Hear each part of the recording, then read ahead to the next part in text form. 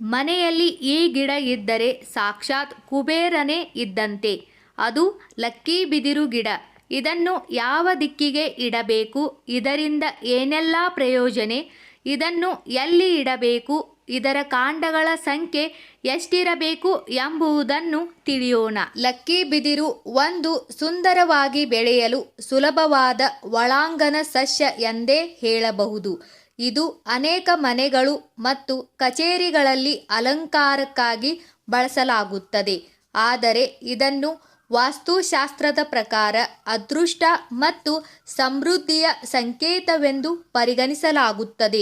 ವಾಸ್ತುಶಾಸ್ತ್ರದ ಪ್ರಕಾರ ಮನೆಯಲ್ಲಿ ಅದೃಷ್ಟದ ಬಿದಿರು ಇದ್ದರೆ ಅದು ಸಕಾರಾತ್ಮಕ ಶಕ್ತಿಯನ್ನು ಹೆಚ್ಚಿಸುತ್ತದೆ.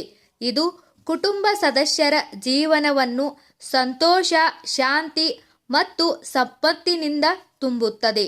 ವಾಸ್ತುಶಾಸ್ತ್ರದಲ್ಲಿ ಅದೃಷ್ಟದ ಬಿದಿರಿನ ಸಸ್ಯವು ವಿಶೇಷ ಸ್ಥಾನವನ್ನು ಹೊಂದಿದೆ. ಇದಕ್ಕೆ ಕಾರಣ ಅದರ ರೂಪ. ಇದು ಶಕ್ತಿಯ ಸಂಕೇತವಾಗಿದ್ದು ಜೀವನದಲ್ಲಿ ಬರುವ ಕಷ್ಟಗಳನ್ನು ಎದುರಿಸುವ ಧೈರ್ಯವನ್ನು ನೀಡುತ್ತದೆ. ಇದಲ್ಲದೆ ಇದನ್ನು ಬೆಳವಣಿಗೆ ಮತ್ತು ಹೊಸ ಆರಂಭದ ಸಂಕೇತವೆಂದು ಪರಿಗಣಿಸಲಾಗುತ್ತದೆ. ಪೂರ್ವ ದಿಕ್ಕು. ವಾಸ್ತುಶಾಸ್ತ್ರದ ಪ್ರಕಾರ ಮನೆಯಲ್ಲಿ ಅದೃಷ್ಟದ ಬಿದಿರಿನ ಗಿಡವನ್ನು ಸರಿಯಾದ ದಿಕ್ಕಿನಲ್ಲಿ ಇಡುವುದು ಬಹಳ ಮುಖ್ಯ. ಇದರ ಮೂಲಕ ಸಸ್ಯದ ಸಕಾರಾತ್ಮಕ ಶಕ್ತಿಯನ್ನು ಸಂಪೂರ್ಣವಾಗಿ ಪಡೆಯಬಹುದು.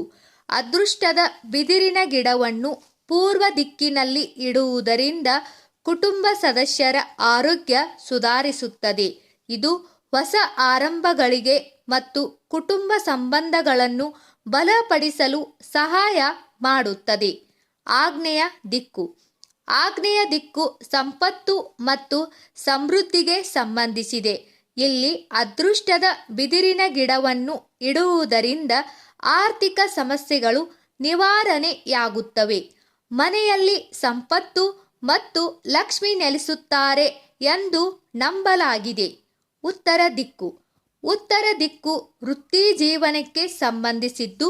ಈ ದಿಕ್ಕಿನಲ್ಲಿ ಅದೃಷ್ಟದ ಬಿದಿರಿನ ಗಿಡವನ್ನು ಇಡುವುದರಿಂದ ಕೆಲಸದಲ್ಲಿ ಪ್ರಗತಿ ಸಿಗುತ್ತದೆ. ಹೊಸ ಅವಕಾಶಗಳು ದೊರೆಯುವುದಷ್ಟೇ ಅಲ್ಲದೆ ವ್ಯಾಪಾರದಲ್ಲಿ ಲಾಭ ಹೆಚ್ಚಾಗುತ್ತದೆ. ಮನೆಯಲ್ಲಿ ಈ ಗಿಡವನ್ನು ಇಡುವುದರಿಂದ ಇದು ನಕಾರಾತ್ಮಕ ಆಲೋಚನೆಗಳನ್ನು ನಿವಾರಿಸಿ ಶಾಂತಿಯುತ ವಾತಾವರಣವನ್ನು ಸೃಷ್ಟಿಸುತ್ತದೆ. ಈ ಸಸ್ಯವನ್ನು ಅದೃಷ್ಟದ ಸಂಕೇತವೆಂದು ಪರಿಗಣಿಸಲಾಗುತ್ತದೆ.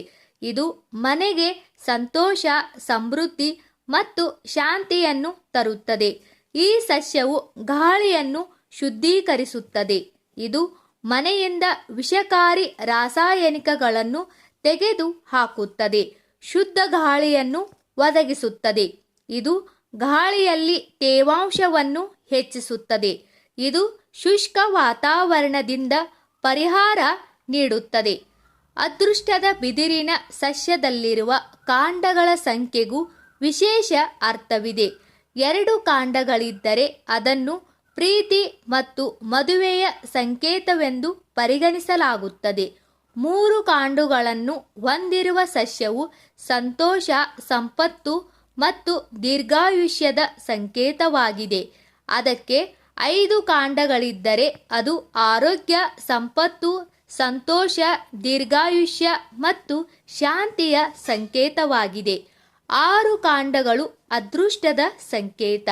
7 ಕಾಂಡಗಳು ಆರೋಗ್ಯದ ಸಂಕೇತ.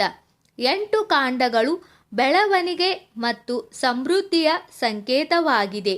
9 ಕಾಂಡಗಳಿದ್ದರೆ ಅದು ಎಲ್ಲ ರೀತಿಯ ಅದೃಷ್ಟದ ಸಂಕೇತವಾಗಿದೆ. ಸ್ನೇಹಿತರೆ, ಈ ವಿಡಿಯೋದಲ್ಲಿರುವ ಎಲ್ಲ ಮಾಹಿತಿ ನಿಮಗೆ ಇಷ್ಟವಾದರೆ ದಯವಿಟ್ಟು ನಮ್ಮ ಚಾನಲ್ ಸಬ್ಸ್ಕ್ರೈಬ್ ಮಾಡಿ, ವಿಡಿಯೋಗೆ ಲೈಕ್ ಮಾಡಿ, ವಿಡಿಯೋನ ಶೇರ್ ಮಾಡಿ. ಎಲ್ಲರಿಗೂ ಧನ್ಯವಾದಗಳು.